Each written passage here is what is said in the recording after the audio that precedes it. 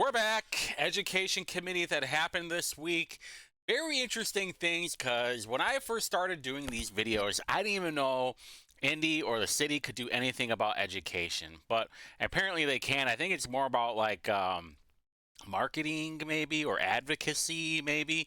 But this one's interesting because Laura Peterson is allegedly going to do this presentation, which I think is Bart Peterson's wife, because Bart Peterson was one of the founding members of the Mind Trust organization. So it's an hour and a half. Let's just get into it. Also, I got a new light. I know it's a little bit brighter like on this side, so I'll probably be messing around with it during the video.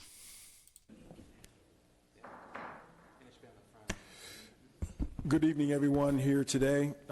It is Tuesday, December the 3rd, 2024, at 5:31. We're in the public assembly room in the City County building, and we are here for the Education Committee of the Indianapolis City County Council.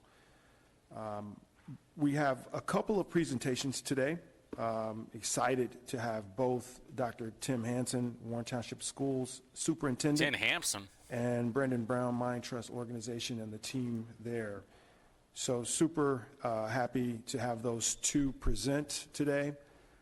I will first ask my colleagues to introduce themselves, starting with the bottom left. Thank you, Mr. Chairman. Josh Bain, representing District 21. Thank you, Mr. Chairman. John Barth, representing District 7. Thank you, Mr. Chairman. Dr. Carlos Perkins, District 6. Doctor of Ministry. Never forget that. I don't know how many times I've done over like 130 videos, and I will tell you every time, whenever Dr. Carlos Perkins announces himself, I will always remind you that if you have a heart attack, if you have some kind of a medical problem, do not contact that guy. He can't help you. Thank you, Mr. Chairman. Dan Boots, District 3, Lawrence, Washington Townships. Thank you, everyone, and I am Keith Grace, chair of this committee. Before we get started with Dr. Hansen's presentation, I do want to read a few prepared notes about why we do what we're doing here on this committee. Oh, there we go. Our committee, the Education Committee of the Indianapolis City Council, we want to play a vital role in impacting the future of our city's children. As chairman of this committee, I am committed to using every resource to ensure that every Indianapolis student achieves grade level reading proficiency by 2030. That's a goal. Hey, Mr. Graves, would you like to put money on that? It's not just aspirational, but it's essential to the long-term success of our community. Literacy is the foundation of academic achievement and career readiness. When students can read at grade level, they unlock opportunities for personal and professional growth, contributing to a stronger, more equitable Indianapolis. To achieve this, the committee is focused on fostering innovative initiatives, such as supportive housing for educators, one of the things that we've thrown out there over the months, corporate partnerships to bring top professionals within these organizations across our city into the classroom, even as mentors to other teachers, and comprehensive support systems for schools and families. Our work also recognizes the vital contributions of educational leaders, administrators, and community organizations. By spotlighting these champions of learning, we aim to inspire collaborative efforts that drive meaningful progress in literacy rates citywide. This vision is not only about improving educational metrics, it's also about empowering our youth with the tools they need to succeed and revitalizing our neighborhoods through an educated, thriving population. The Education Committee is dedicated to creating a future where every child in Indianapolis has the opportunity to reach their fullest potential. Together, we can make grade level reading by 2030 a reality, ensuring that no student is left behind. With that, Dr. Hansen, please. You know, that's really funny because do you remember earlier this year where there was a teacher that was recording a fight club in their classroom? And do you know what happened to that teacher? They were allowed to resign and now they're teaching somewhere else. That's right. So when Keith Graves is like, hey, you know, I really care about the children. I really want them to learn how to read by 2030. I don't believe you whatsoever. I think you're a liar. Because you haven't called any of this crap out. You haven't called out shitty teachers. You haven't called out juveniles that are beating up teachers. All you are is just like, you know, it's more racism. That's what's going on here. It's because we just haven't had a chance. Dude, go and look at the district that you represent. It is a shithole. Eastside is the biggest shithole of Indianapolis, and you represent one of the districts.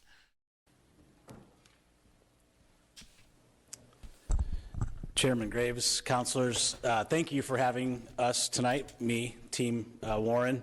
I wasn't able to make it last month, but I'm super excited to be here this evening to share some successes that are happening in Warren Township. I first want to thank each of you for the great work that you do for our great city of Indianapolis. I am disappointed that Mr. Hart cannot be here this evening, so he'll have to get my presentation on a one-on-one.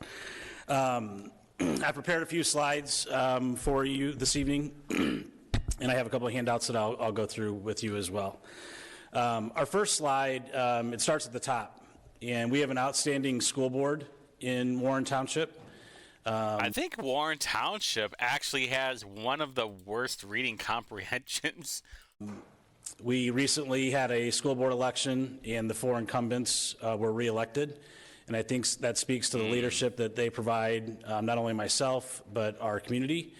They have been recognized by the Indiana School Board Association for the last 2 years as an exemplary school board. There are only 2 districts in the state that can say that. MSD Warren Township is one of them, and the great town of Speedway is the other one. So you guys should feel good that those are both here in Indianapolis. I want to give you a little backdrop of who we are. MSD Warren Township is proudly one preschool. We have a Warren Early Childhood Center. It is at maximum enrollment capacity right now, which is around 400 students. We have 9 elementary schools. They are K-4, with one of those being a dual language immersion school.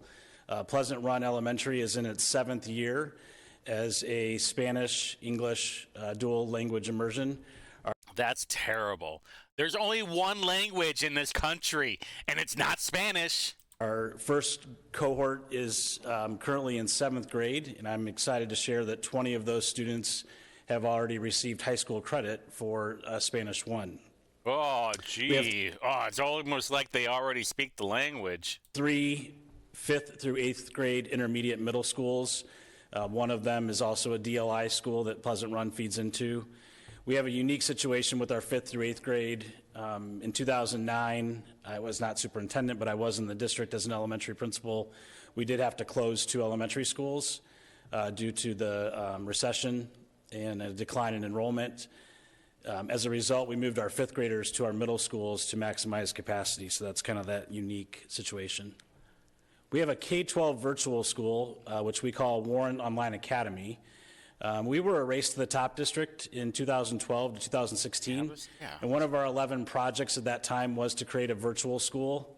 Unfortunately, it did not happen at that time, but you know, some good things did come out of the pandemic, and one of those was the need and wishes of our community to have a virtual online academy.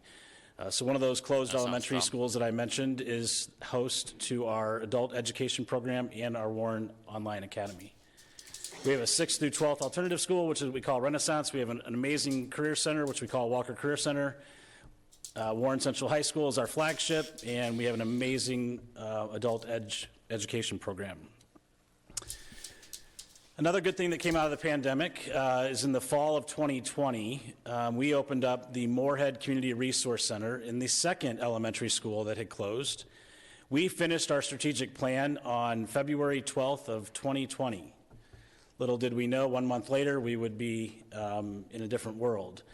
Right now, our MCRC provides family supports for our students and our families, anywhere from housing to tutoring to mentoring, to mental health support, to medical assistance. This is how we support our McKinney-Vento and our foster care students. We have great relationships with DCS and other service providers. I want to highlight our ESP support. Warren Township was a pioneer in creating a mechanism for students who made a bad choice, and rather than expelling them and hoping that they would be okay 6 months or 12 months when they came back to school, we decided that we would wrap around resources for them. Unfortunately, some of our kids are in the system. So when that happened, we had DCS, we had service providers, we had the prosecutor office there. Families are sitting there, community supports are sitting there, really looking at that individual student and saying, how can we support this kid going forward? And I'm excited to share that we also moved our Sunny Day Food Pantry, which is created by our Parent-Teacher Association, is also housed at MCRC, so we have emergency food for our families. MSD Warren Township is proudly just shy of 12,000 students. Our demographics are a little over 54% African American, a little over 24% Hispanic, 13% Caucasian, and about 8% multiracial. I've been in the township for 21 years. This is my 7th year as superintendent. And Warren has always been a diverse community and continues to move in that direction. MSD Warren Township is proudly 1,800 employees. We have 746 teachers on staff. 75% of those teachers are Caucasian. You can see the other data here, a little over 17% are African American, about 4% Hispanic. Wait a minute. Our workforce is 74% female and 26% male. I do point out that last one because that is an outlier when you look at national data. We have a little bit higher male population than most districts. We've had 2 intense focus areas coming out of the pandemic, and the first one has been attendance. And we pay them to partner with us. It's a program called RAWE. They're headquartered out of Texas. We are the only Indiana district that works with them. But what this program does is it supports districts with automation of attendance communication. So I share with you the attendance rates that we've had for the last 4 years. Hold up here. All right, so Homeboy represents Warren Township, right? Is it this? No, that's not it. There it is. All right. So this is the iLearn 2024 grades through 3 through 8, right? All right, so let's just go through this real quick. MSD Warren Township right here. There's Creston, Stony Brook, Raymond, blah, blah, blah, blah, blah, blah. All right, so this is just all the ELA. Hold on, let me see if you guys can see this. Ah, crap. Okay, hold on. Let me get out of the way. All right, so you can see the ELA efficiency there's Lowell Elementary School that has 37% ELA proficiency, which is kind of crazy, honestly. There's math. Let's see if we can find math, right?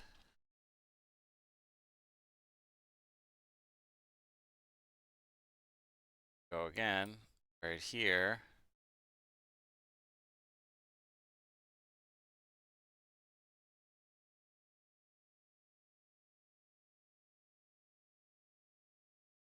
There's not 38% at Lowell Elementary School, 38.6, and then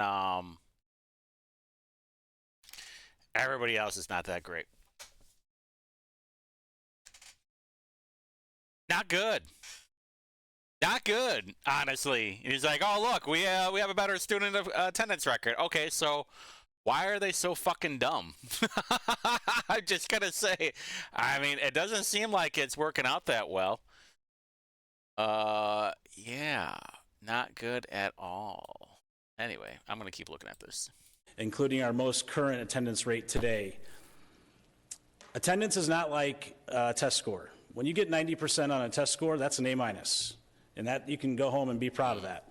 90% for attendance is not something you want to be proud of.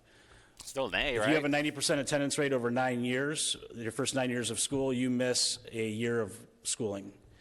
and not to mention the inconsistency with that. So we knew that if we were going to have any student outcome improvements, we had to attack attendance as our first initiative.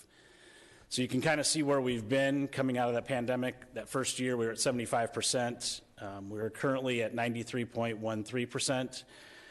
In your folders, I wanted to highlight kind of what this looks like for our families. So on the right-hand side of your folder, our families get an automated communication once a month. Doesn't matter if the student has perfect attendance, doesn't matter if the student is chronically absent. So you have two examples in front of you. One has a green bar, and then one has a red bar. So in that situation, the parent can tell right away kind of where their student is in terms of their attendance. So Johnny has great attendance. He has one absence. You know, the biggest thing that we have found too is that our parents are not always calling their students in. So the amount of unexcused absences that we have, we really tried to address that. On the back of that sheet is the school calendar. And I'm a parent of two students. I think if we asked all of us how many days of work we missed this year, we might be able to say it right off the top of our head. But then you put your parent hat on and then be thinking about that with your kids, a doctor appointment here, sick here. It adds up quickly over time. So every month, our families get a calendar with their highlighted missed days. So for the student that has a green bar, you can see that they missed September 19th. For the student that has the red bar, if you look at the back of that calendar, you can see that August and September were not good months for this young person. So our approach is not a disciplinary approach. We have family engagement liaisons at every one of our every one of our schools. Gee, and they work closely with our Moorhead Community Resource Center to identify what the barriers are for why students are not coming to school. Anywhere from they're the babysitter, they're staying home and taking care of siblings. Transportation becomes an issue, transiency, housing becomes an issue, school avoidance becomes an issue. And so the second handout that I have for you in your, and I just got this today from WAWI. They send me and my central office team kind of district level data. ADA is the average district attendance, daily attendance. And you can see there in that upper left-hand corner, 94.42% for the month of November. You can see that there's a red arrow going down. So that tells us that we've slipped a little bit. We don't track our, Texas schools get paid daily for their attendance. So there's a extra incentive in Texas. So when you look at missed ADA funding, that doesn't pertain to an Indiana district. So far this year, we've had 48,541 absences. That's 39 million-ish minutes of lost instruction. So we're looking at it from, when we're talking about Dude, that's just so dumb. Nobody cares about that. You just care about the student in the chair gathering information and being taught. Outcomes. If we're not addressing this foundation, we're not going to move the needle in student learning. I don't know if he's going to break it down. You can by, share the rest of them. Race. Chronic absenteeism is an area that we're really honing in on. We have about 1,000 kids right now that are chronically absent based on 80-some days of school so far.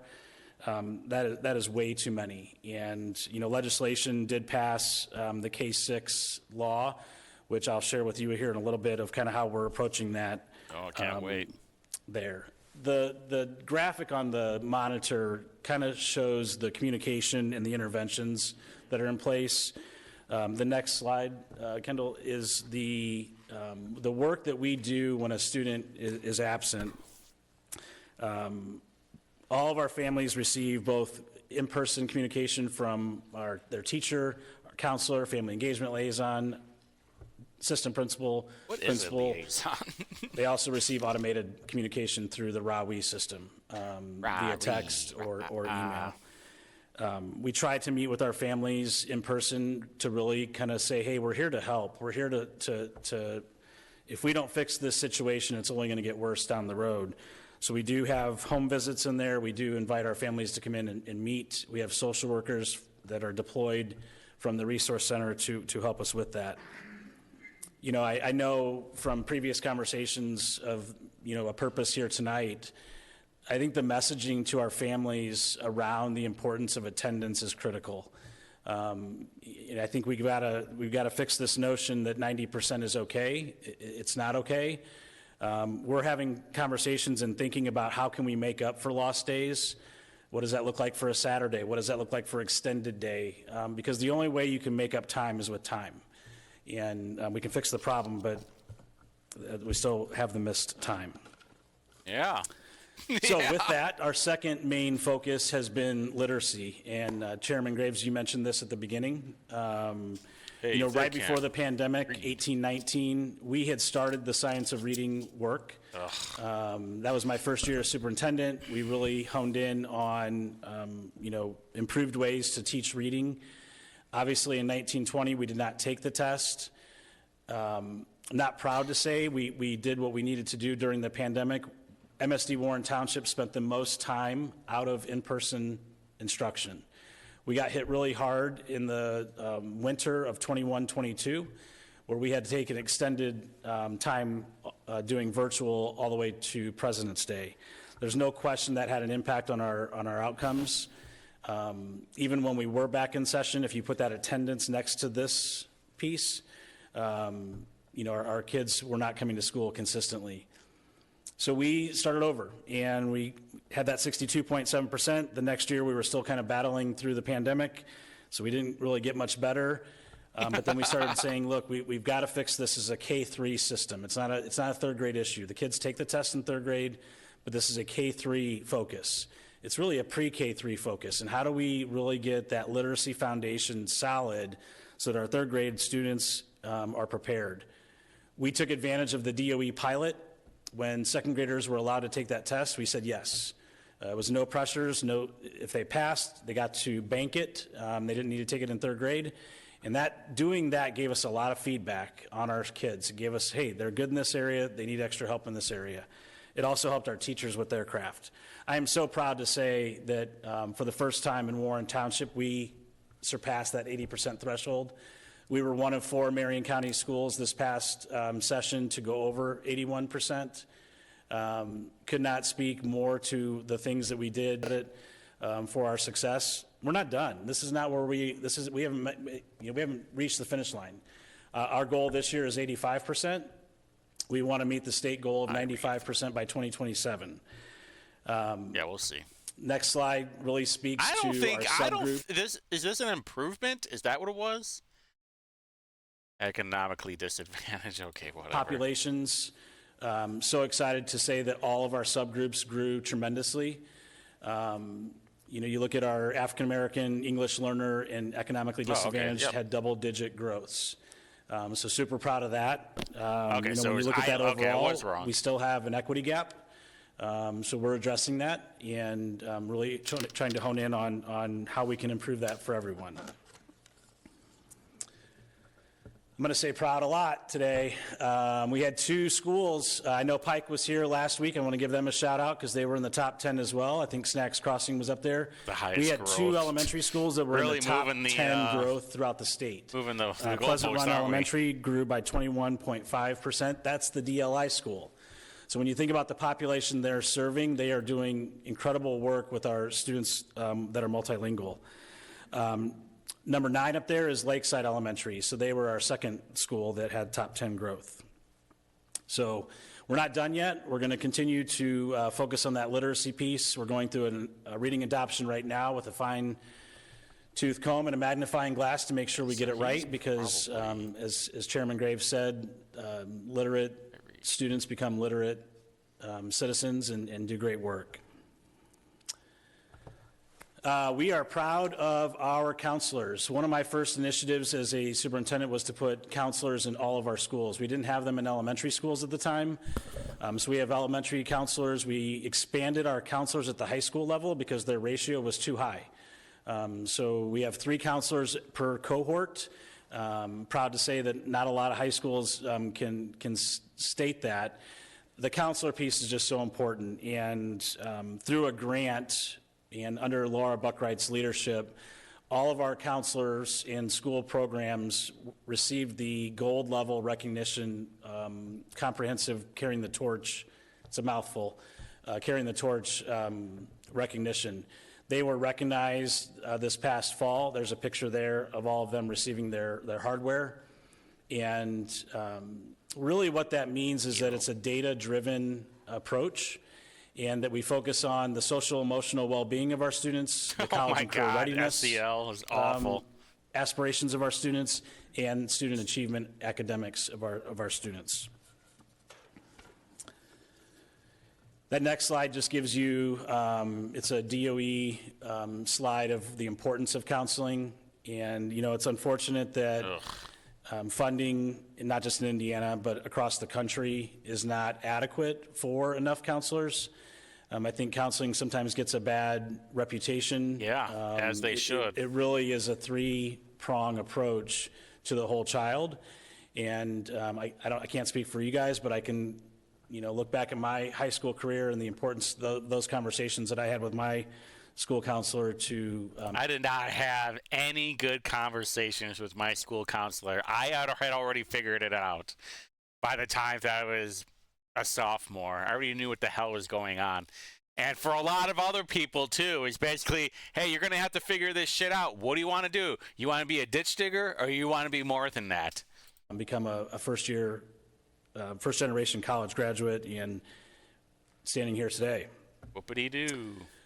Next slide. You know, we are going through a strategic planning process right now. I know you're familiar with the Lilly Endowment Initiative for K-12 public education, so it's a perfect time for us to engage with our community.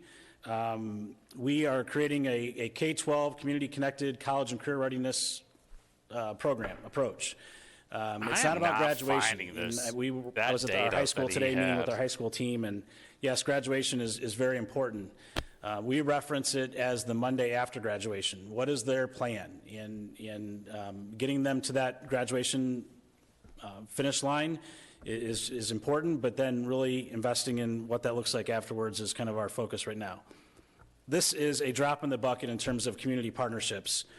I did want to make sure you saw the first one on there, because I want to thank you. The Circle City Readers are in 2 of our schools. I think I mentioned Pleasant Run Elementary, the one that had the #3 growth in the state. But that's been a tremendous support, so I appreciate you supporting 2 of our schools with that. We're going to continue that partnership this year, bringing those mentors and tutors in to work with our kids.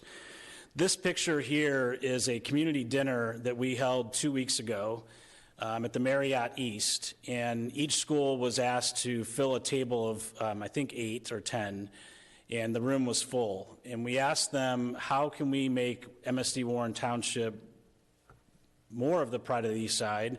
How can we continue, what are we doing well, but what are we missing? And how can we leverage the dollars that Lilly is affording us, both with the planning grant, the Phase 2 grant, and potentially the Phase 3 grant, to really transform what we do for our students in Warren Township. It was a beautiful event. We had students, families, community members, board members. It was like just a typical, hey, why don't we get to know each other kind of bullshit, and nothing really gets done. Great night. Got a lot of great feedback. We are wrapping up a $135 million capital project. So we are very proud of the improved learning environments that we've taken on. We renovated 5 of our elementary schools. We are renovating our high school and Walker Career Center currently. We're building on, we had to take down one of our locker rooms outside of our football field. Just looking at all of our learning environments to make sure we have an adequate experience for all of our kids and an equitable experience. We had some newer schools that were built not too long ago, and you could walk into one building and kids were having a different experience. That doesn't take place anymore. So we're super proud of that, super excited to provide that for our students and families. All right, this is what I'm most proud of. So as we launch that strategic plan, and Chairman Graves, I've heard you say before, yes, literacy and numeracy are important. we can't stop there. We cannot stop just with fundamental skills. We have to prepare our students with employment skills, 21st century skills, whatever you want, durable skills. In Warren Township, we call them the journey of a graduate skills. These are our JOG skills. I believe that our kids come to school with these attributes, these mindsets every day. We don't test them. We don't really take the time to teach them. But what we hear from employers and what we hear from our students is that they would desperately take these 6 skills over a 30 on the ACT. A test score does not translate into someone who is a critical thinker, who can collaborate, who can communicate, who can be a resilient leader. So when we take a look at these 6 skills, and this is a work in progress, this is under development, we are identifying what does this look like for a kindergartner, what does this look like for an 8th grader, what does this look like for a senior. It's our goal to create a seal for our graduates so that when they graduate from Warren Central High School, Walker Career Center, that when they see this recognition, that means something. We want our kids to have credentials of value, and we believe these 6 skills can provide that. So with that, and I'm not sure that's glitchy up there. Sorry about that. I think you may have a presentation in front of you. That JOG, those JOG skills are the foundation of our strategic plan. We're getting ready to launch this in February. Academic achievement is another foundation. That numeracy, that literacy, knowledge and literacy. You may be thinking, well, you just said literacy. Well, this is digital literacy, this is financial literacy, and this is digital citizenship as well. Guaranteed experiences, if I could just talk about that briefly. One of the things that we want to have happen is that when a kindergartner comes to us, and for the next 13 years, their experiences are connected.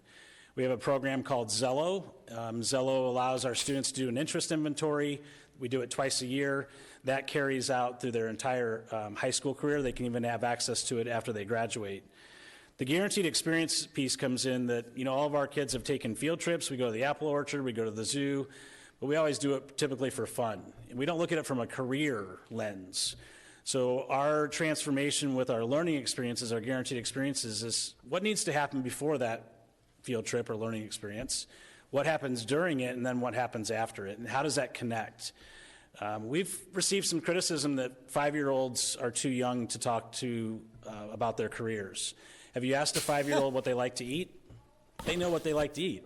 They know what they don't like to eat. They have opinions. They know what they like to do. I like to do things with my hands. We're not asking them to sign up for a career. We're trying to find out where they spend their time, what do they enjoy doing, what are their interests. It's all age appropriate. This is so dumb. Absolutely dumb. Yeah, I don't know how to weed, but I want to be a contractor, or I want to be a firefighter. God, this is why public education has become such a joke. It's because of fucktwats like this guy. Makes absolutely no sense why you're like, yeah, you know what? We're not asking if what you want to do for the rest of your life when you're 5, but we're just keeping an eye on things. Like, dude, just get the kid to read, all right, and do math. Is it that hard? Apparently it is from Warren Township. And the community connected Absolute piece. Joke. Sorry, Kendall. The community connected piece is going to be a big piece of that as well. I mentioned some highlights. This is our 5 pillars of focus going forward. Academic excellence is something that has always been a priority for us in the township. I think with the career aspect and focus of it, it's going to take on a different form, make it more relevant for our students. The Warren student journey really encompasses the whole child. Looking at it from a mental and physical well-being, but also looking at it from just academics, extracurriculars. Invest in our people. That's about the staff that we have. Family and community engagement, safety and operational excellence kind of speak for themselves. I'm going to make fun of Mr. Hart Councilor Hart one more time. We have our annual legislative forum I did take a peek at your guys' last session, but this is something that we've done since I've been in Warren Township for 22 years. I invite you to attend. We will live stream it as well. We meet with our both city and state legislators on an annual basis. It's the last Saturday in January. We create a presentation similar to what we do today, but we tie it to legislation that's been proposed. At this point, there's still an option to propose legislation, so we ask them to support different bills. We invite our staff, we invite our community to come in, and there's open dialogue through that. The last thing, and I hope I get a bonus point for this one. Wait a minute. Super excited. So coming out of the pandemic, and there's open dialogue through that. Gotta figure out how to find The last thing, and I hope I get a bonus point for this one. Super excited. So coming out of the pandemic. Oh my God.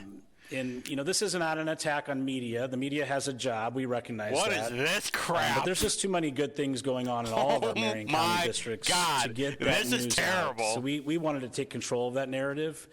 This is a district-sponsored independent magazine or publication.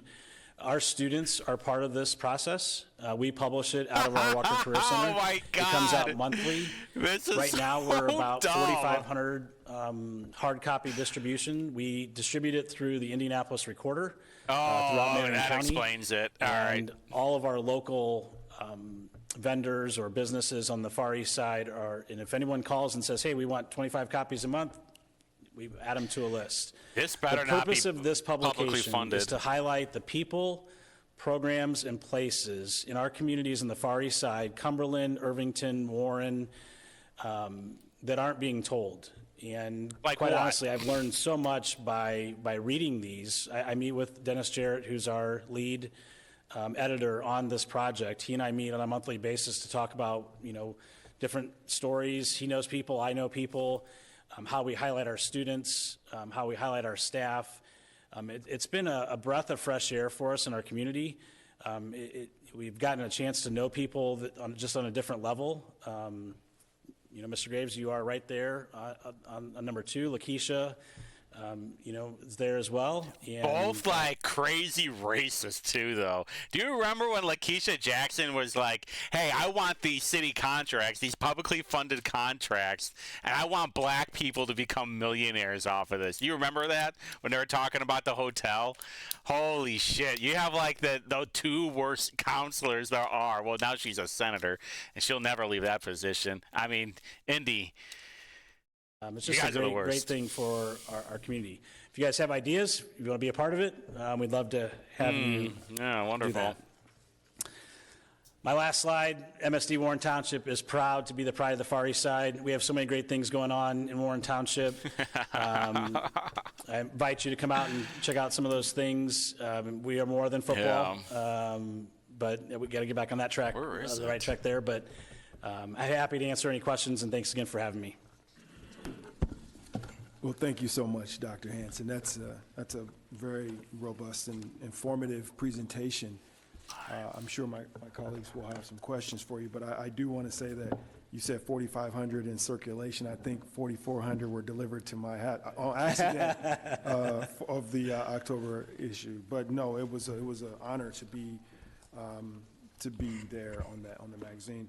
And thank you for the annual legislative forum. I have been a part of that in the past, so Yes, that is yes. important to us to I hear. can't find it And, anywhere. Thank you. The community comes out, and it is extremely helpful to us as we take from that, and we're able to go I'm back just into probably our gonna have to meetings keep and an eye on use it, that huh? information from something that you guys created over at Warren Township. So thank you for that. I have a ton of questions, but I'm going to allow my colleagues to ask some. Dr. Perkins. Thank you, Mr. Chairman, and thank you, Dr. February Hanson, 3rd. for your presentation and for the work that you're doing in the township. I do have 2 questions. One, back to your IREAD scores at about 84%.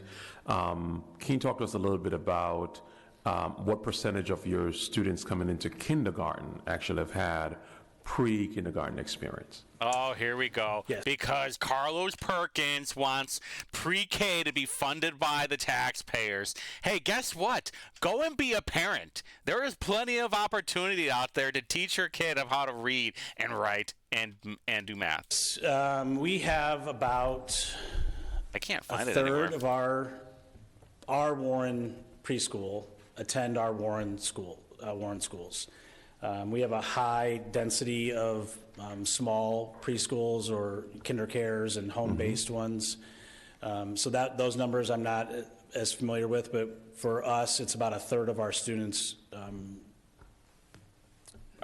promoted or attend our elementaries. And would you say that that number is based on your capacity to serve right now or the need from the community? Capacity is a big part of that. Okay. So you feel like if you increase capacity, more parents will want to enroll? 100%. Hey, no big deal. You just have to pay more taxes. That's all. No big deal. Any other questions? Councilor Bain? Thank you, Mr. Chairman, and thank you, Dr. Hanson. One question that I like to ask all the superintendents that come is, how do you measure teacher success, and what reward opportunities does the district have for their top-performing teachers? Good question. Yeah, and I cheated because I watched the last presentation, so I had a little time to practice. But, compensation right now, and so, we talk about, we have a sheet that says know your piece of the pie. And we're not the highest paid district in Marion County or in the surrounding areas. But when you look at our total compensation of salary and benefits, we are at the top in terms of competitiveness. So money is one with that. When the legislation took out discussion, when the legislation stripped down teacher contract language, we kept all those things in place. I still have my teacher hat on. So we invite our teachers to sit at the table, talk about the problems that we have together, give them a voice, give them input, allow them to do that. And that's important. And this it gets harder and harder every time, right? Because new demands and not enough money are always at the table. But we value that partnership with them. We do our traditional Teacher Appreciation Week. I will say we've gone from trinkets to experiences where we know that if our staff feel like they belong to a community, that they're more likely to stay with us and have higher job satisfaction. So we worked with some of our community members. There's a new pickleball court off of Shadeland. We took them bowling. We did a social happy hour with them.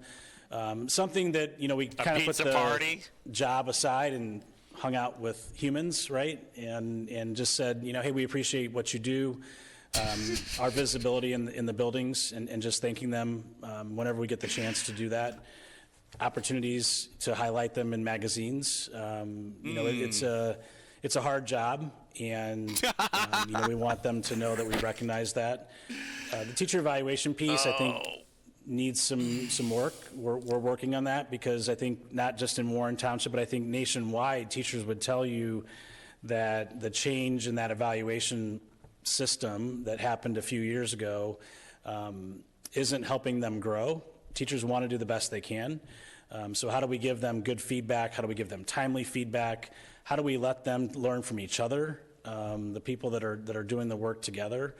I'm open to suggestions too, so if you get some good answers from the other superintendents, I'm always looking for ways to do that. Because retention right now, I make the joke, like, there's no difference between the college football transfer portal and teaching. Because they can go wherever they want. There are jobs in all of our districts that are open, and we have to focus really on recruiting our own staff to stay as much as we have to recruit new teachers. Yeah, I appreciate that. And what was you said the evaluation changed over the past few years? What change happened? I think it was 2012 where they, 10 years ago, every 12 years teacher ago? every year had to get an evaluation. It used to be every 3 years. So if you had a highly effective teacher, they got their rating. You still gave them feedback, but they didn't have to go through the formal observations. That was one change. Bringing in standardized test scores as a measurement to that, which was never, the standardized test was never designed to evaluate teachers. So there's still that lingering piece to that. You tie it with compensation, which I'm not saying is we shouldn't do, but if you're not rated highly effective or effective, there's a pay differential with that. So it just becomes a very sensitive process when you are working with 25 young people who you have no idea what they're bringing into the classroom that day, and it's a sensitive process. Okay. Yeah, I appreciate that. And then just the last question I have, I love what you're doing with the Moorhead Community Resource Center.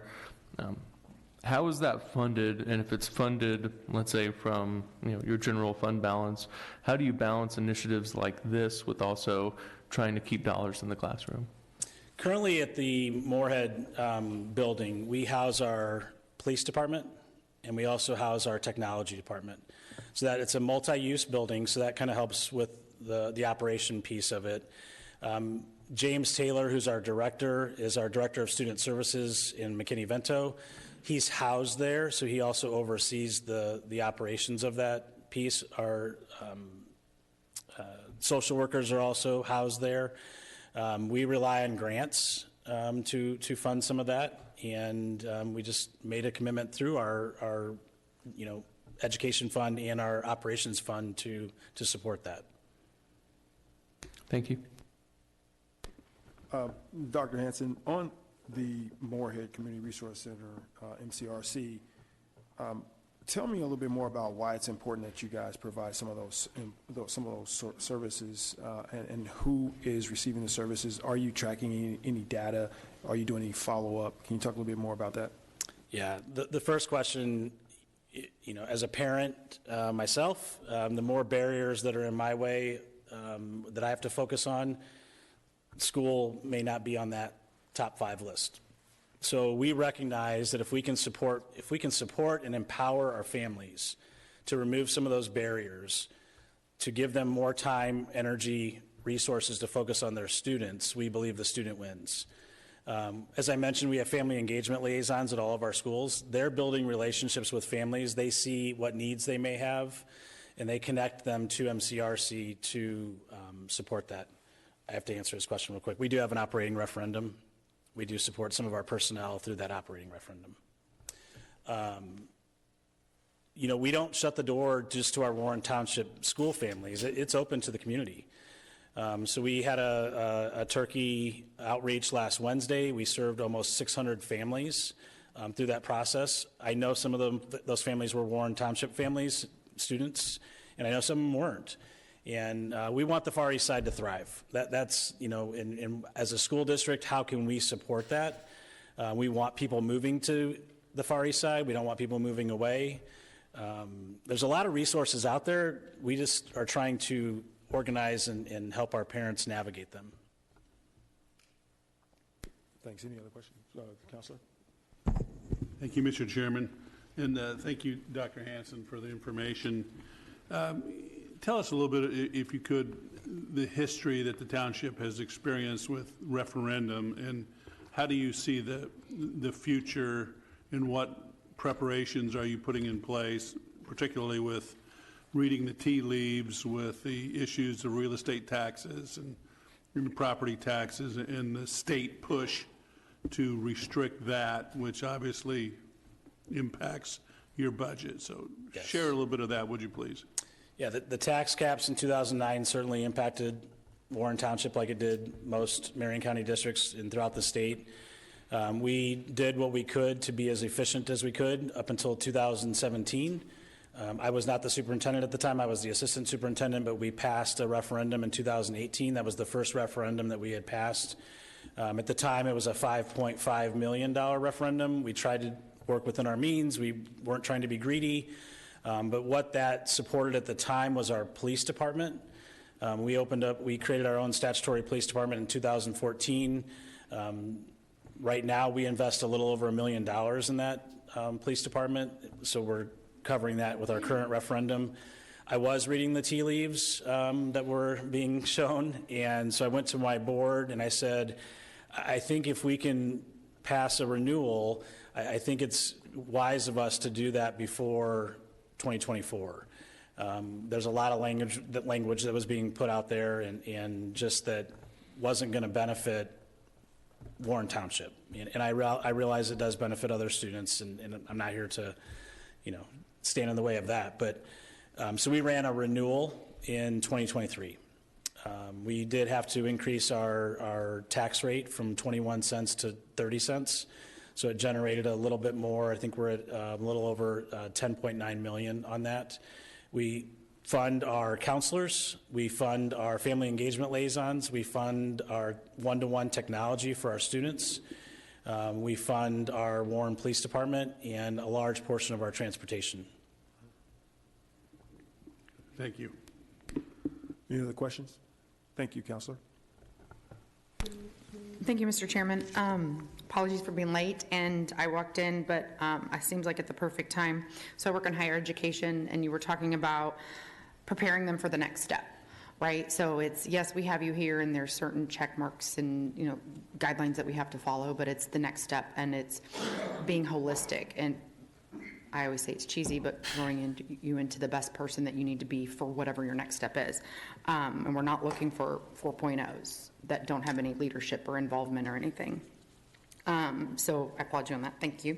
I have a question about the middle school age, right? So you have a 5th through 8th. I know some schools do 6th through 8, some do junior high, which is just 7 and 8.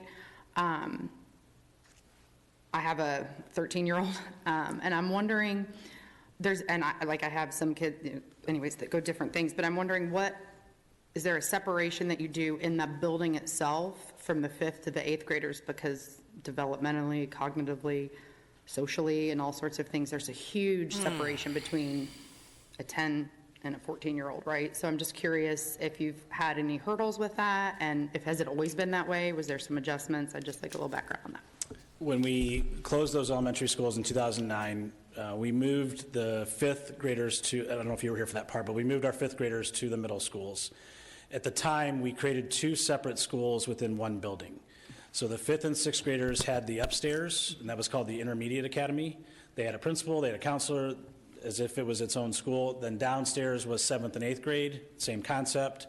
And what we heard from our families was, yes, I'm here for 4 years, but it's 2 very distinct experiences, and there was no connection from upstairs to downstairs.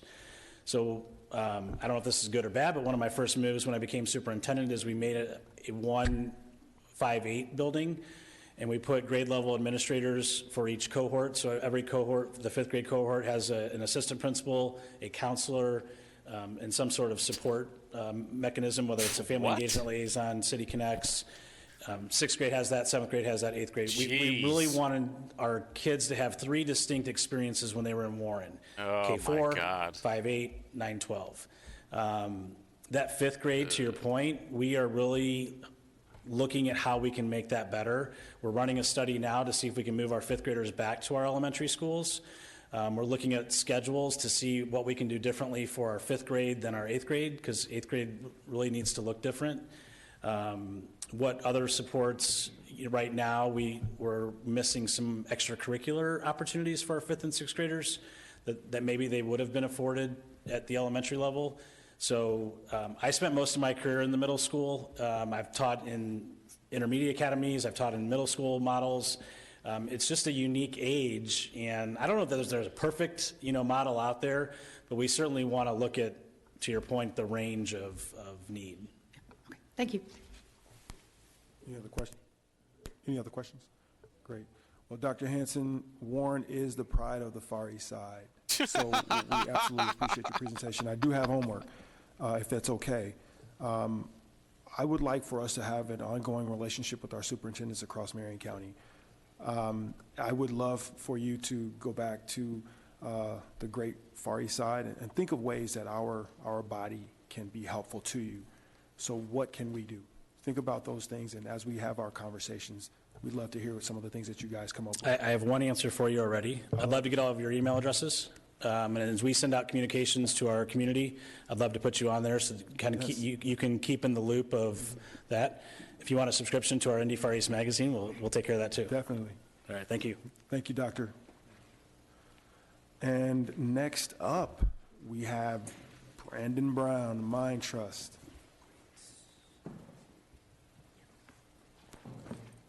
All right, so what's the best way to do the slides? Awesome. Okay. Oh, yeah, and we have handouts too.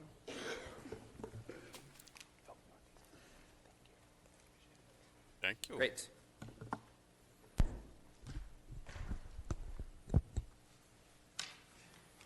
Gotta fix the tie. How's it going? Hey, it's going well. Awesome. Thanks for being here and bringing the team.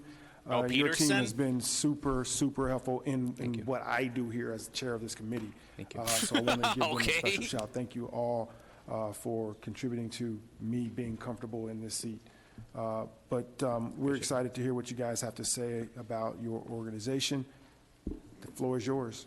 Sounds great. I just really, really appreciate the opportunity to come today and am incredibly appreciative of your leadership and just the way that you have led this committee and I think the exciting vision that you and your colleagues have set. I think it's incredibly important that the council play a central role in education. Why? And it's incredibly exciting to see that firsthand. Can you explain why the city council has anything to do with education when they should be focusing on public safety and the fucking roads, man? Is that too much to ask for? So my colleague Kelly Marshall and I are going to split the presentation today. So I'll spend a few minutes just kind of walking through an overview of the Mind Trust, and then a few quick points around some of the trends that we're seeing in terms of enrollment and in terms of academic achievement. And then we'll talk a little bit more about two relatively new and exciting statewide programs that we're managing in partnership with the DOE. Then we would be more than happy to answer any questions. So I think that agenda was on the next slide really quick. So at the Mind Trust, we were originally founded in 2006 with a mission to ensure that all kids across our city have access to a great education. So we're going to be turning 20 here in a year and a half, which is very, very hard to believe. I wonder if he means charter schools. And if you go on the next slide, it kind of generally gives an overview of some of the major priorities that we're currently working on at the Mind Trust. So over time, we have supported the launch of 51 new schools in the city, and most of those schools have launched since 2014.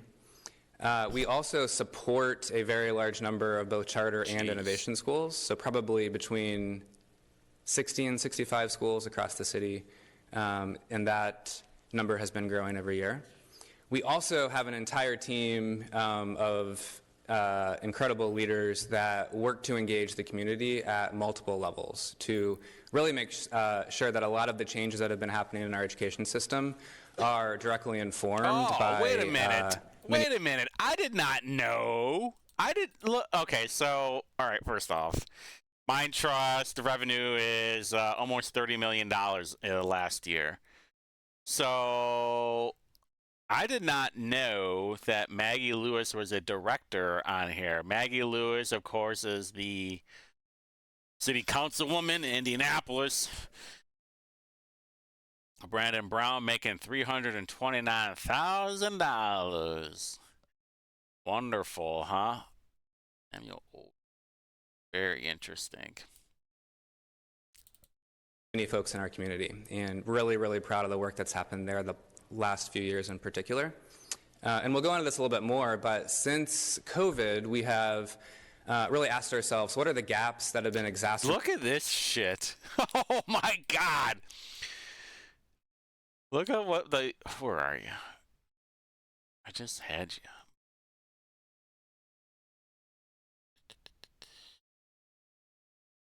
That. All right. Independent contractors, 385, 360, 234, 232, 185. The Highland Project, Bridges to Readiness. Independent contract. Complete this table for your 5 highest compensated independent contractors that received more than $100,000 of compensation. Center for Innovative. All right, so for the people out there, all right, all right, hold on, there we go.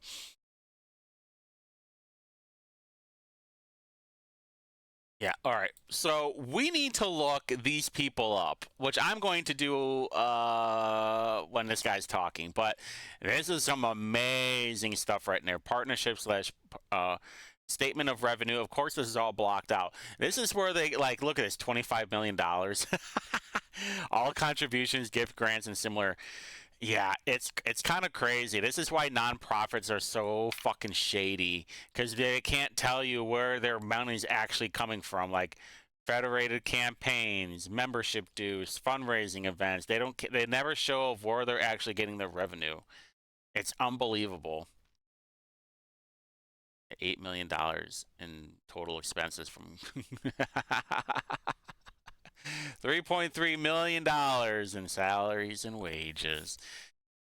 Yeah, okay, I'm going to look that stuff up right now. Debated in the community, and what role can the Mind Trust play to work with our community to create new innovative solutions? And I'm very excited to share an overview here in a little bit around kind of what the outcomes are of those programs and our work to scale them to serve as many kids as we can across the state. So at the Mind Trust, our theory of change really hinges on a core belief in terms of what are the school level conditions that need to be true to give a school the maximum chance to succeed. And we believe that there are three core components. One is an exceptional school leader and amazing educators. Two is the autonomy for educators to make decisions as close to kids as possible. And three is rigorous accountability for those results. So at the Mind Trust, we focus a lot on how can we get kids into schools that have those core conditions that in our city have consistently led to significant academic achievement for students.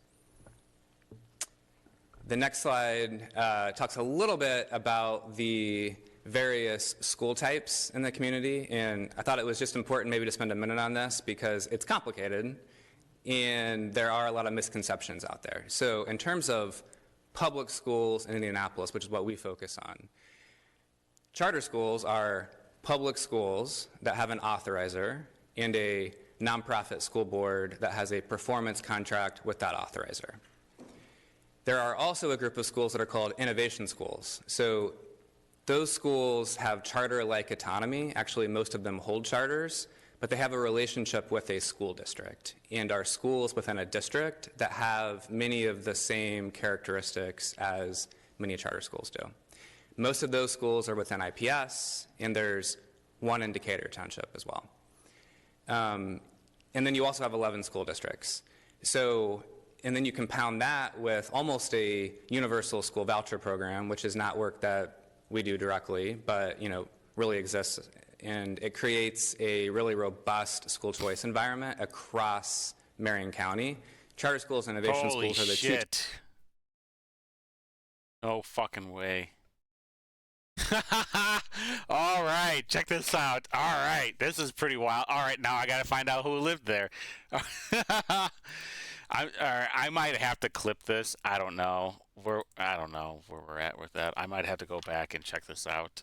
All right, so Mind Trust. I just decided to look this one up. I just had it. Where'd it go? You son of a bitch.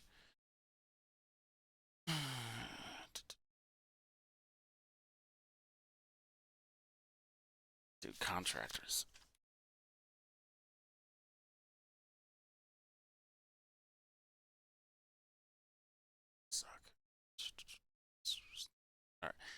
All right, so I looked up Center for Innovative I'm guessing it's Education and Solutions. I should probably make sure this is even in the right place. This one's in Fishers.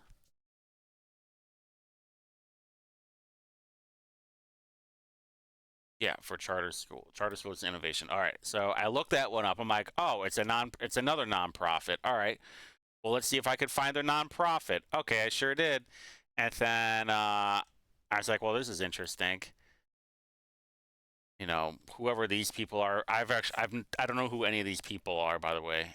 But then I was like, all right, let's check out your independent contractors, Rosenberg Solutions at 625 West Sycamore. So I looked it up, 625 West Sycamore. It's a fucking house. It's like $1 million home. Like, what the hell are we doing on here? What is going on here right now? Now you're going to make me look of who the hell lived there. Unbelievable, though. Types of schools that we work most closely with, but there are many school types across the county and the state, not to mention that there is choice between school districts as well.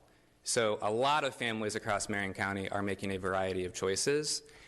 We work primarily with charter and innovation schools, but choice is being used at very, very high levels across the county. I want to talk a little bit about the enrollment trends that we're seeing, both long-term and then specifically after the pandemic. So if you, and this is a lot of information on this slide, and it's relatively small font, but as you have probably read, school enrollment across the country is rapidly declining. And that's due to a lot of things. Darn. And we're seeing that same trend hold true in Marion County. This is so interesting, the majority though. of school districts in Marion County have lost kids from 2019 to now. You want to know what, though? Hey, do you think that it has anything to do with people moving outside of Marion County?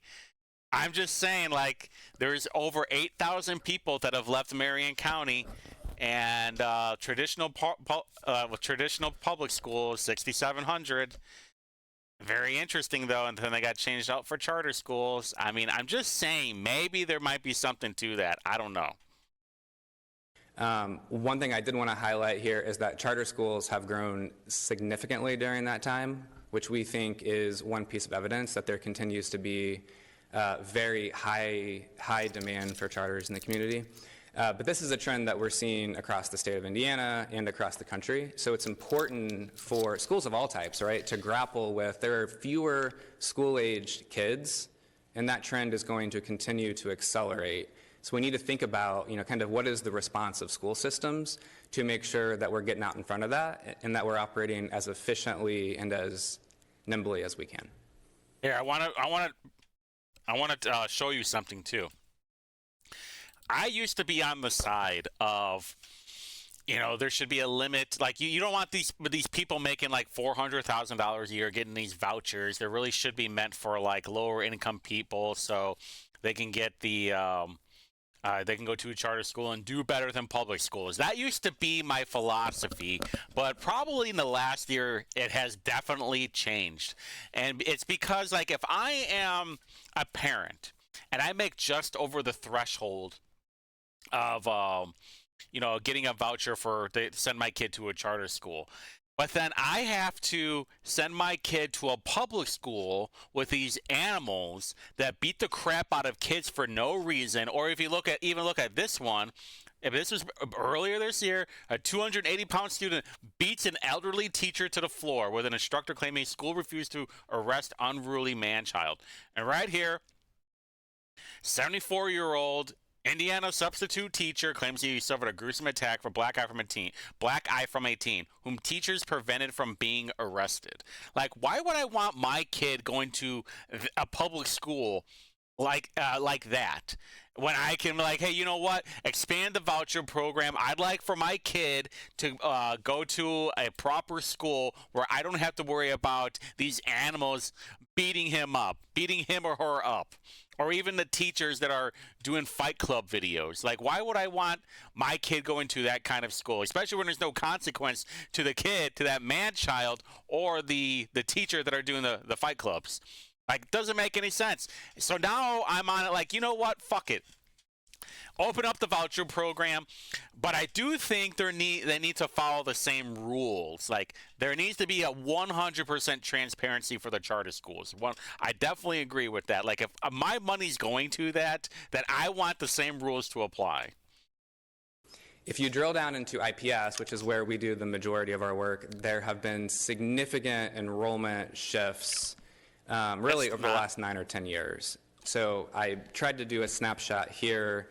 The share of students has changed dramatically in IPS. So you see a lot of numbers up there. I wanted to highlight a couple things. A significant drop in African American students and significantly more Hispanic students. And the district has become relatively wealthier over time too. If you look at charter schools, most of which are in IPS, you see, and that's the next slide, you see significant growth in all kinds of students. You see relatively flat percentages for black students. It went down a little bit. Like IPS, you see a significant jump in Latino students. White students have actually are a lower share of students now than what was true in 2014, and you still see the vast majority of students are low income. So I think it's important as these trends happen to kind of continue to update our understanding of who our schools are serving, and then specifically within IPS, because there are so many types of schools, to really get a sense of what school types are serving which students. So we're going to go through a little bit of iLearn and SAT data at a very high level, and then you've got loads of quantifiable data in front of you that I'm sure that you're very excited to look at in your spare time. So I'm going to just walk through a couple high-level studies that have been conducted in the past couple years, specifically on charter schools and IPS, and then my colleague will walk through some more iLearn and some more SAT data. So I like to say that Indianapolis charter schools are the most studied education intervention in the history of Indianapolis. There are loads of studies by many outside universities that all generally conclude the same thing, that on average, students who attend charter schools in Indianapolis make significantly more learning gains than their peers. Why is there that? Are two of those studies highlighted here. Would be happy to share more after this. One was from Stanford in 2022 that looked at the relative academic performance for students in charter schools versus schools run by the district, and showed that students in Indianapolis who attend charter schools, in particular students of color, make significantly more progress in both literacy and math. This is interesting right here. Oftentimes that equated to a half a school year more academic progress. This is probably the most important part. 42% less in total annual funding than their district peers. Indianapolis is the most cost-effective charter sector in the country for reading and math. That's a very interesting. If long as they have not skewed the data, that is very interesting right there. Hold on. I'll let you read this. For every dollar invested in any charter education, they can expect an average of 4.4, almost $5 more than their traditional public school peers throughout their lifetime. That's pretty interesting. I like how they're just like, hey, yeah, but think of the blacks and the browns. Aren't they doing better now? Fuck Whitey.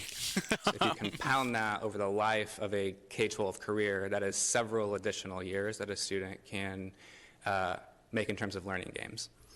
The interesting study from last year from the University of Arkansas looked at two things. One is it looked at the funding disparity between charter schools and school districts, which is $7,900 per student, primarily because charter schools do not get access to local property tax dollars. That is one of the largest disparities in the entire country. Then the study looked at what are the outcomes that charter schools in the city are producing relative to the resources it receives, and found that Indianapolis charter schools are the most cost-effective schools in the entire country and produce the highest quote-unquote return on investment out of all cities in the study.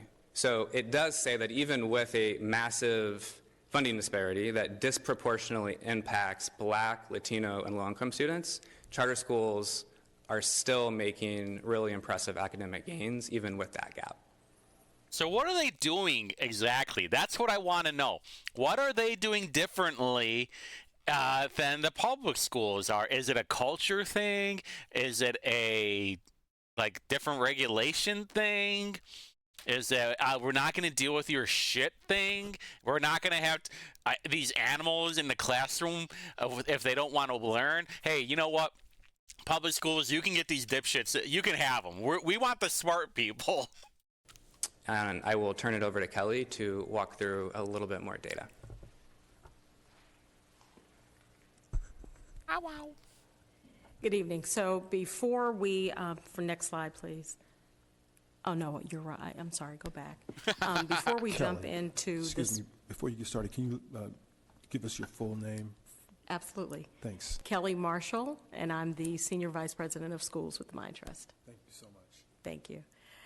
So before we jump into specific comparison data, I stand here as an educator, and I want to honor and respect every educator that's out there doing their best. So I'll just be presenting the data as it is. So this year, the statewide iLearn scores remain pretty flat. So if we look specifically across the different student groups, our black students made very minimal gains of 0.8 of a percentage point. You notice, like, they don't give a shit about white people at all? And it just shows how fucking racist everybody in Indianapolis really is, you know? Like, yeah, we only care about the black and the browns. Who cares about whitey? Our Hispanic students, 0.1 of a percentage point, and statewide proficiency for our low-income students was 0.5 of a percentage point. And so you know what, though? I combined, gotta tell you, though, that's probably a flex of white people. It's like, yeah, we're so fucking smart that you guys will take generations to even catch up to us. You need to put all the focus on the blacks and the browns because whitey's got all of it. Maybe that's what the problem. Maybe that's the flex. and we only saw 30.8% of our students across grades 3 through 8 actually demonstrating proficiency. When we look more closely, dating back to post-pandemic in 2021, Indianapolis charter schools have made larger proficiency improvements across all student groups, surpassing averages for Indianapolis Public Schools, Marion County Township districts, and the state as a whole. And this is holding true for math, English language arts, and the combined proficiency rates. Next slide, please. Black students in our independent charter schools now outperform 10 of the 11 Marion County districts in both math and ELA. That's great. For black students specifically, 11 of the top 15 public schools within the IPS boundaries are charter and innovation schools.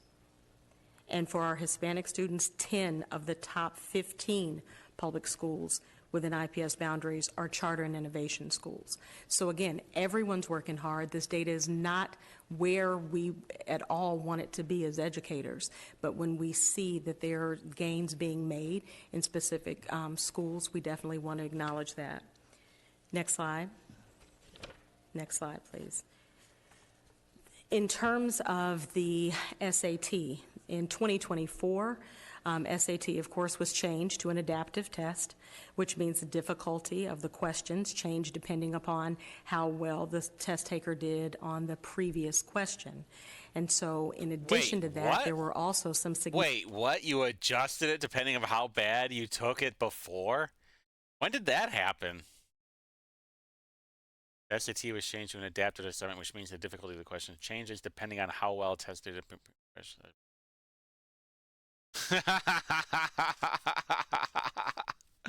That's interesting.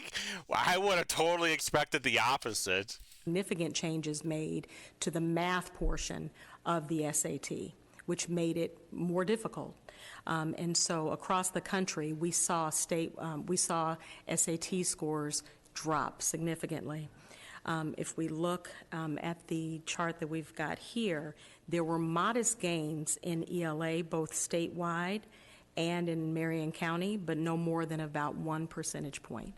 And you'll see the decline in both the combined as well as in math.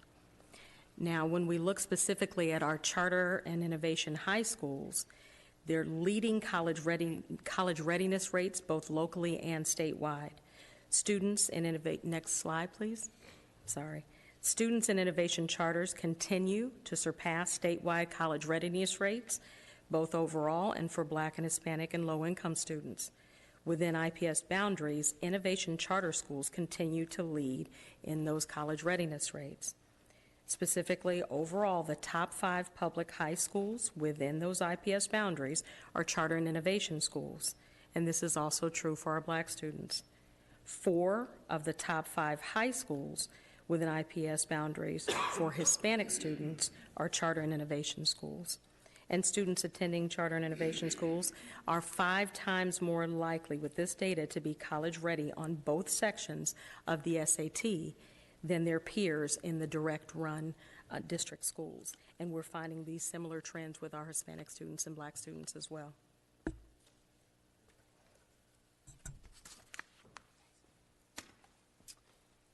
All right, so I mentioned these 2 initiatives earlier in the presentation, but we are really excited about them and are excited to be working with the state to expand them statewide. So as I mentioned earlier, we were really thinking all throughout 2020 around how could we step up, work with the community to address many gaps that already existed before COVID, but were exacerbated in ways that nobody ever imagined. One of them was knowing that schools were pretty much closed from spring of 2020 through most of the entire calendar year. We were already worried about what was the learning loss that was going to happen for families, and could schools do something to mitigate that? And we knew that schools were exhausted. They had a lot on their plate. So we were having conversations with both local stakeholders and statewide stakeholders around what could a comprehensive summer learning initiative look like, where we weren't just putting all the onus on schools, but we were partnering with local community organizations as well. What about the parents? Hey, what about the parents? Dude, you make like $300,000 a year. What about the parents? When do they get involved? When do they have accountability for their children? That was one of the initiatives that we were focused on, and Kelly will share a little bit more on that. The other one was there was emerging research that had been around for a long time but was getting more attention around high-dosage tutoring. So we know that students that get high-quality intensive tutoring make significantly more academic progress. Oh, shit. And the question was, how could we partner with schools and school districts and community organizations to deliver high-quality tutoring at scale? And how might the state invest meaningful resources in those efforts? So that program ended up being one that I'll focus on here. The next slide, and then the next slide.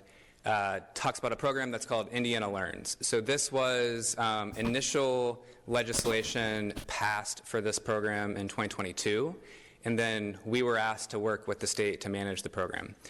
What it is if you are a low-income student who was not proficient on the math or the ELA I-Learn from the previous year, and you attend a school of all types, then you're eligible for a $1,000 renewable grant to be used on high-quality tutoring. And the work that the Mind Trust has done is we work to vet the potential providers on the front end to make sure that only high-quality providers are approved.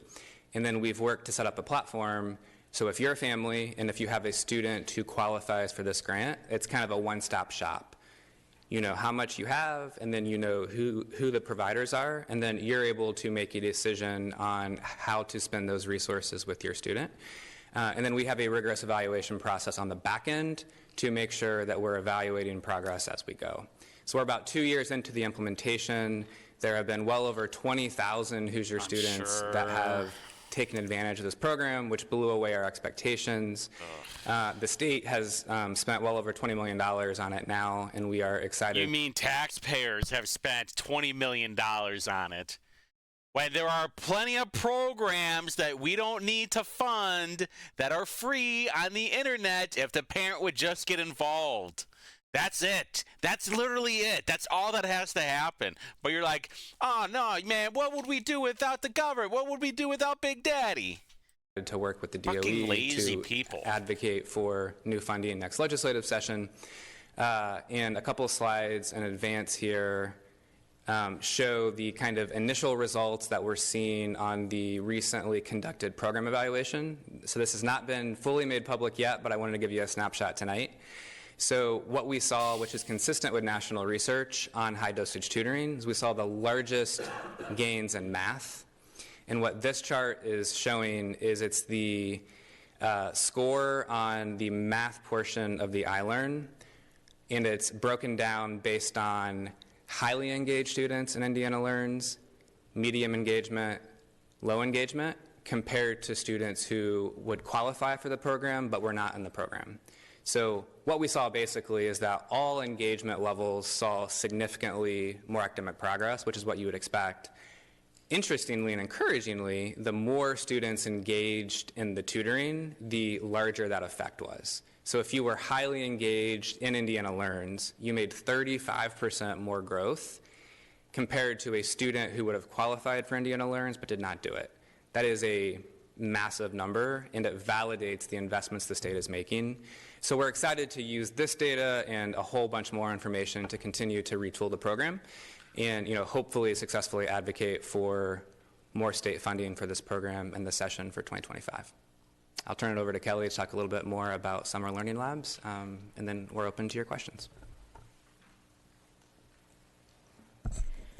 So the data that I'm about to share with you just clearly provides the example that schools can't do this alone. So in addition to Indiana Learns, we have partnered with the Department of Education to support both community-based orgs and schools with a 5-week intensive summer programming for students that are rising 1st through 9th grade. Each year, since it launched in 2021, each year we've seen the numbers grow in Indianapolis. Having served this year, we had 5,300 students enrolled. We are seeing at least 350 teachers that are interested in coming aboard and supporting every year. That's because they'll get paid to do it. And when we've partnered with a high-quality curriculum provider as well. And the beauty in this programming is that we see out of these 52 sites, 36 of them were community-based organizations. And what we saw were schools and community-based orgs coming together with a common purpose of educating students, with a common curriculum, a common language, going through the common training, but also with the same levels of accountability and oversight.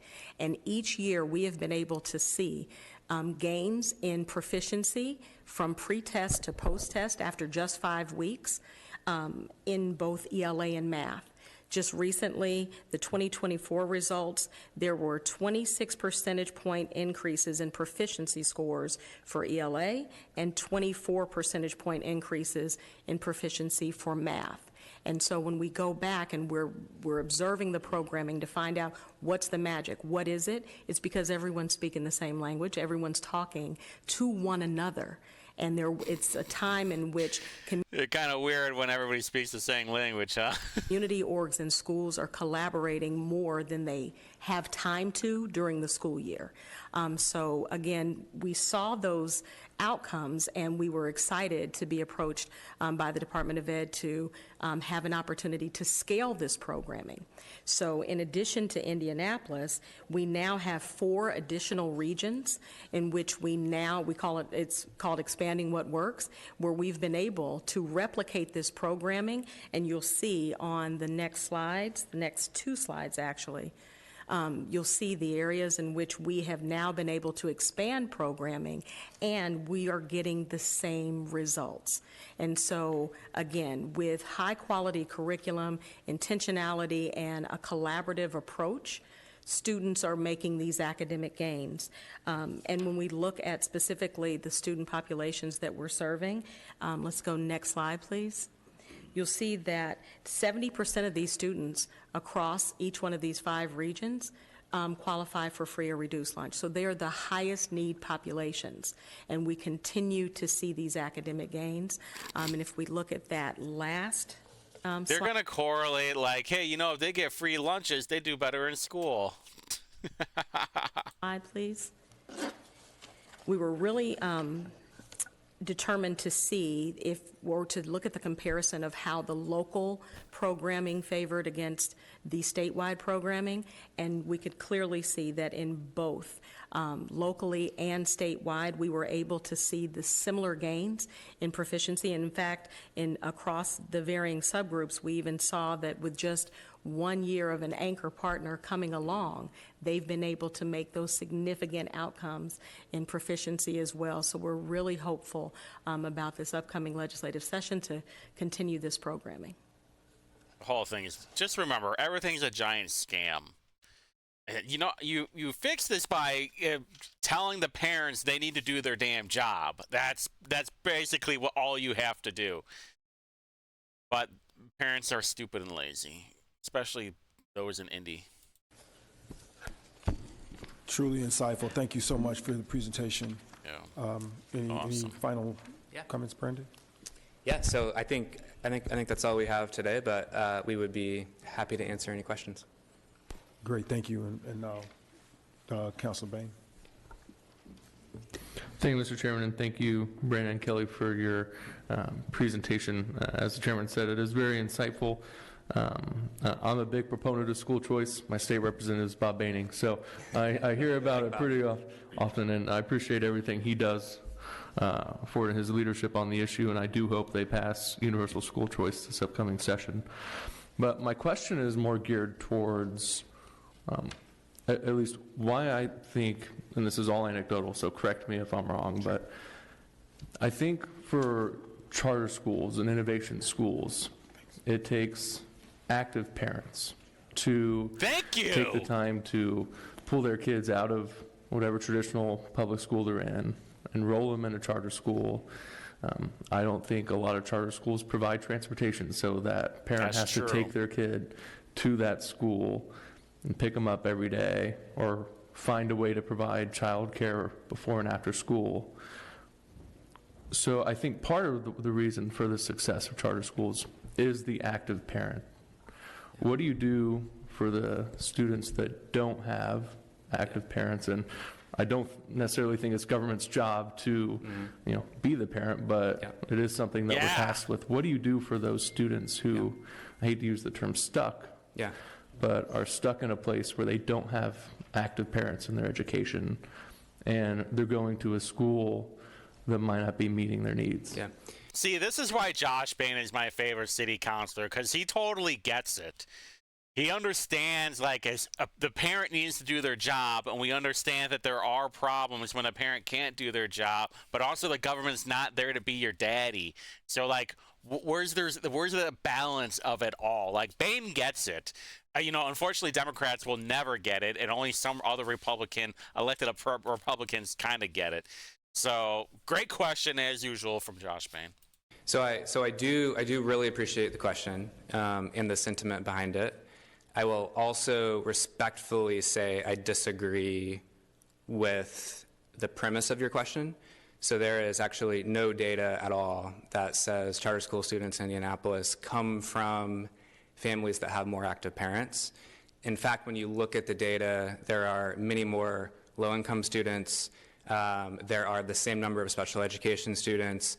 There is a unified enrollment system where actually if you're a student with an IPS now, everybody makes a choice. So I do think that the system has been created with equity in mind, and there is equal and equitable access to schools of all types, at least within IPS, and there's absolutely no evidence that more active parents are making choices to go to charter schools. I would actually say that there is some reverse evidence because the direct managed schools in IPS continue to get wealthier and whiter, and more privileged Northside families tend to choose IPS magnet schools, which is their choice. Because they're Democrats, they're liberals, that's why. Schools are serving many of our most marginalized students. I do think your question about transportation, though, is valid. And we would say at the Mind Trust, if schools were funded fairly, and if they received resources for transportation, we'd be the first to say, let's mandate all schools provide it. The reality is we can't mandate a school to provide a service if they're getting $0 for it. So I would encourage leaders at all levels, both in our city and our state, to look at the funding disparities, $7,900 a student, and ask ourselves, do we think charter school students are less worthy than their peers just because they attend a certain type of public school? At the Mind Trust, we don't believe that, and I don't think any of you believe it. So I think we need to fix the statewide funding disparities that ensure that property taxes stay in a district regardless of how many students it serves. If we are going to have school choice in our state, then we need to make sure that money at the local level and the state level follows to where students are making their choices. And if that happens at the state level, I'll be the first to say, let's mandate transportation for all schools. Yeah, and I'm going to agree with probably like 99% of what you said there. Where I maybe want to push back on a little bit is, you talk about how maybe the reverse is true about how students enrolled in charter schools maybe come from homes that don't have active parents. How does a charter school then get enrollment? Like, a parent has to go take the time out of their day or find a way to get them there. Yeah. What's that process like? Yeah, so I do think it's a good point, and it was the rationale behind the creation of a unified enrollment system for all public schools within IPS, and that's actually a program that we launched out of the Mind Trust to mitigate exactly what you're saying. So I do think if every school has its own application process, its own application timeline, and there's no oversight around how that's managed, I do think schools can intentionally or unintentionally create systems where they're not giving every kid access. And to prevent that, we work to launch a unified enrollment system where every student now applies in one enrollment system that has one timeline, one application for all schools. So every student has the same chance to get into any school, and there is a common timeline and process now, which makes it, one, less challenging to enroll in a school of your choice, and two, harder, quite frankly, for schools to game the system, because it's one system, it's managed centrally, and schools have to follow the timeline and the process. Thank you. Dr. Perkins? Thank you, and thank you for... Hold on, Perkins. So that got me thinking. So obviously, I don't have kids in IPS. So I'm wondering is like, all right, you go and sign your kid up for school, and then you have the option of like, oh, by the way, you don't make enough money. You can go to a charter school. But you have to figure. I'm still curious on the transportation part though, because if Brown is saying that it's actually less involved parents, like, well, then how is the kid getting to the charter school then?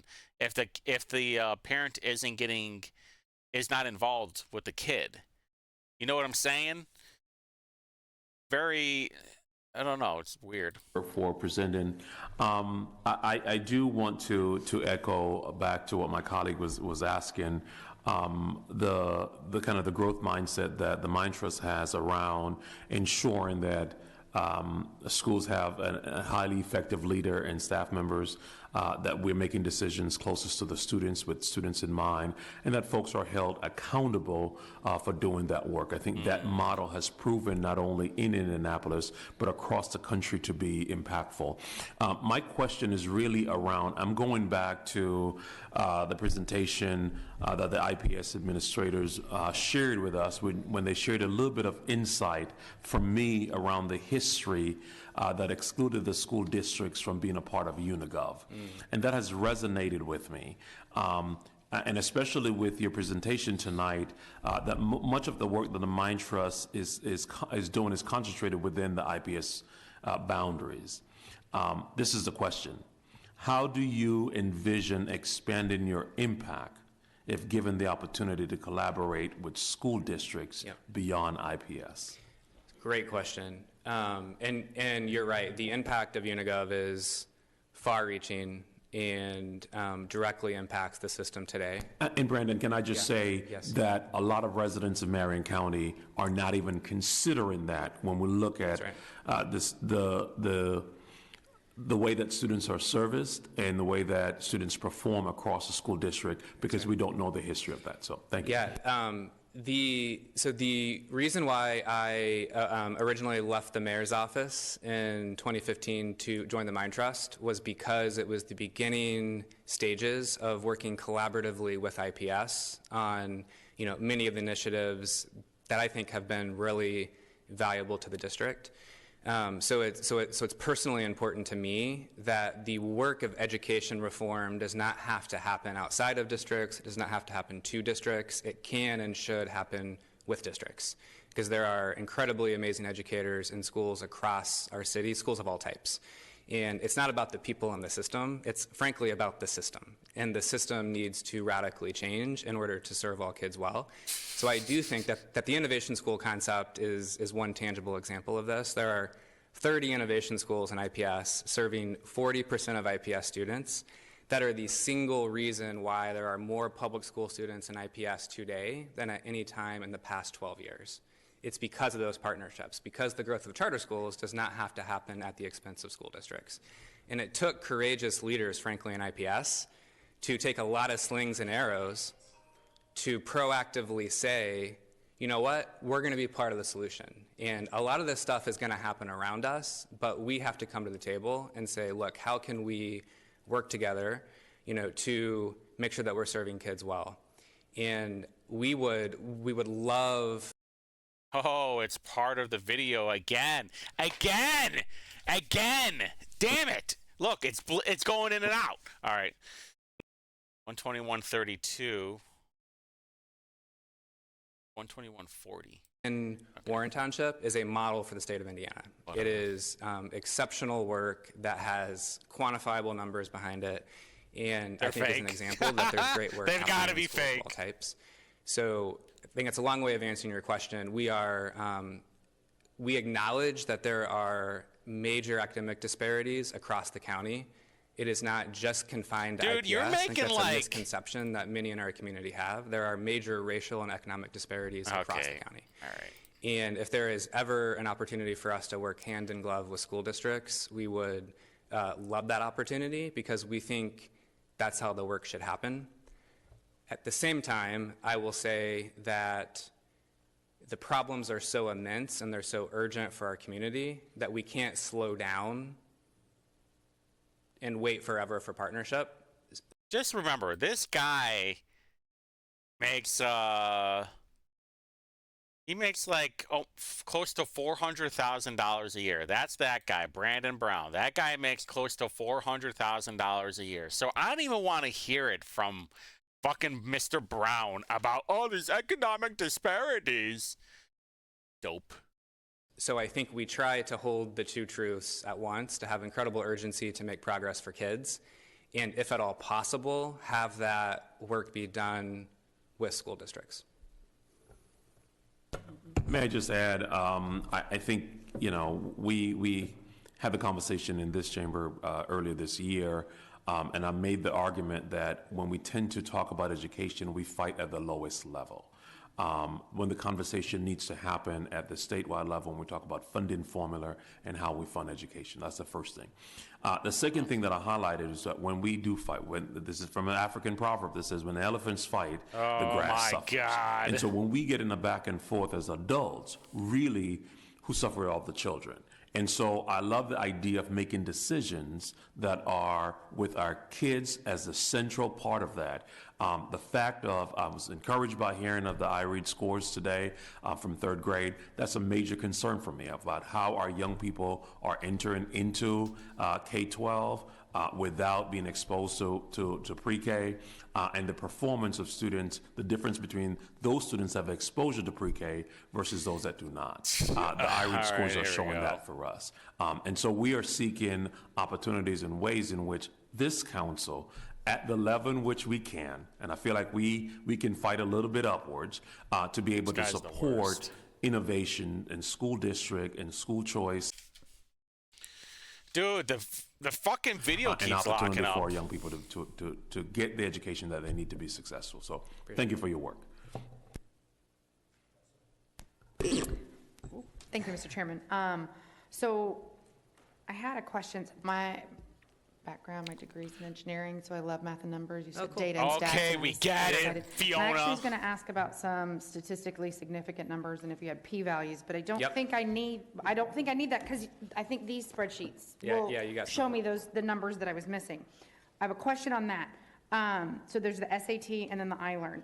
The top one on the SAT says innovation charter schools, and then on iLearn it says independent charter schools. Is that the same cohort, like the same grouping? And just word change? Yeah, so this is where it gets confusing. So if you're an innovation charter school, you're a charter school that has a partnership with a school district. And if you're an independent charter school, you're a charter school that does not have a partnership with the school district. So the sheet that you have has all of the data for all of the runs and the cuts. What those two slides were trying to highlight was specific groups of charter schools. So one was innovation charter, one was independent charter. Okay, so they're different. Okay, so we look at them differently. And I can't remember what the second question was. I had to go back to, so with the I Learn scores, again, like, I love seeing that. I mentioned I have a 13-year-old, I also have a 7-year-old, and so, which we had a product of being behind in reading, right? COVID baby, got pulled out of pre-K for a year to stay home for, like for the health issues and things like that. And Hey, do you know Jessica McCormick, or Fiona McCormick was one of the city councilors that did not want to open anything up? Yeah, her, along with every single Indy Council Democrat, wanted to keep everything closed even longer. So she has nobody to blame but her. and saw decline, and like, we're now seeing because of the intervention that we're doing with schools. So I love to see that, like, it's working for you as well. And I just wanted to applaud on that part, but thank you Cool. for clarifying that. Yeah, p-value, you knew what I meant. I love you to hear that, but I think that the data in the spreadsheets will give me what I need. So, We actually, Counselor, had a slide with a ton of p-values that we decided to take out yesterday because we thought eyes would glaze over, but oh, I would have loved that. I should have kept it in, so. It's okay. Thank you. Any other questions? Awesome, Brandon. Thank you. Thank you so much for the presentation. And again, I do want to say thanks to Shannon and Ms. Peterson for all their early meetings with me as I sought to reach out to everyone I could think of in this space, and they were extremely helpful. And I did get an opportunity to visit the Indy Summer Learning Labs over in my district, so great program there that you guys are running. So Thank you, sir. thanks for presenting to us tonight. It is part of our goal to gather as much information as we can, and then find out where we can be impact players in the work that you guys are doing. So thank you so much for it. Oh, we have one more question. I was just going to ask you, talking about the summer learning labs, if we could get on a listserv and like learn about in our districts and where they are, maybe we could visit some or just kind of learn about more. I would love to do that. Thank you. Awesome. Thanks a lot, guys. If there are no other questions, Chair. We are adjourned. Here, I want to look at this real quick, the Mind Trust stuff. So I was curious after that last one if it was going to be the same. Well, I wanted to look at the addresses, basically. Like, does it go to a home or does it go to a building? Because I'm having a hard time trying to find some of this stuff. So let's just look up this one in Fishers, right? It's right up the road. No big deal. It goes to a single-family home in Fishers for Center for Innovative Education Solutions. That's weird. I mean, one would have to think this one, Suite 202, is definitely going to be yeah, it's an office space. All right, cool. This one in Bloomington. That's not an apartment, right? No. It's a condo home. Okay. Okay. All right, we're going to Nashville. Going to Nashville, boys. A single family home. That's really weird. And then we'll go to the Highland Project. A vacant land home that contains blank, blank, blank. That's very interesting, right? What the hell is going on here? You have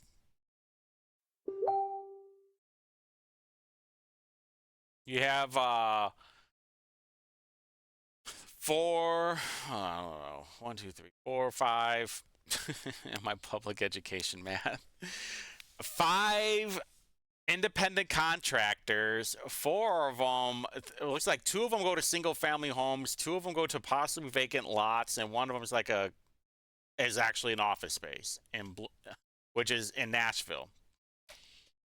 I don't know about you, but it's getting a little bit weird, right? It does seem like there's some dirty stuff going on on the surface anyway. I'm going to look deeper into this tonight.